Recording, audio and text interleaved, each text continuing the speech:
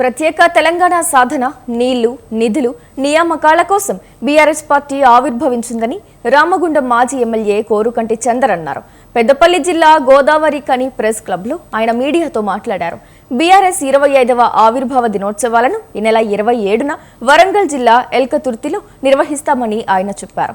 BRS రజతోత్సవ సంబరాల్లో సబ్రన్ వర్గాలు పాల్గొని విజయవంతం చేయాలని చందర్ పిలుపునిచ్చారు.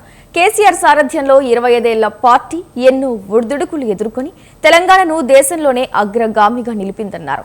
రజతోత్సవ సభలో కేసీఆర్ భవిష్యత్తు ప్రణాళికలు ప్రకటిస్తారని చందర్ తెలిపారు. తెలంగాణ రాష్ట్రాన్ని అగ్రగామి రాష్ట్రంగా తీర్చిదిద్దడం కోసం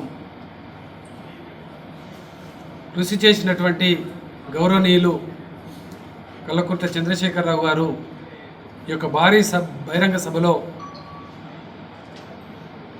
రాబోయేటువంటి కాలంలో తెలంగాణ రాష్ట్రంలో ఉన్నటువంటి ప్రజలు, యువకులు, సకల జనులందరూ కూడా ఏ విధమైనటువంటి కార్యాచరణతోని ముందుకు నడవాలి, తెలంగాణ రాష్ట్రంలో ఏం జరుగుతున్నది,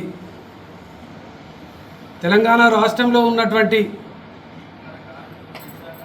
వనరులను ఉపయోగించుకోవడంలో ఈ ప్రభుత్వం ఏ విధంగా విఫలం అవుతున్నది, తెలంగాణ రాష్ట్రాన్ని ఎందుకు సాధించుకున్నాము, మన లక్ష్యం ఏంది, బీఆర్ఎస్ పార్టీ ఆవిర్భావం మాత్రమే ఈ తెలంగాణ రాష్ట్రంలో ఉన్నటువంటి ప్రజల ఆత్మ గౌరవం కోసం, తెలంగాణ రాష్ట్రంలో ఉన్నటువంటి ప్రతి ఒక్కరి సంక్షేమ పథకం అందించడం కోసం, ఈ ప్రాంతంలో ఉన్నటువంటి ప్రజల మనోభావాలకు అనుగుణంగా ఆత్మగౌరవాలను నిలపడం కోసమే ఆవిర్భవించినటువంటి బీఆర్ఎస్ పార్టీ అని తెలియజేస్తూ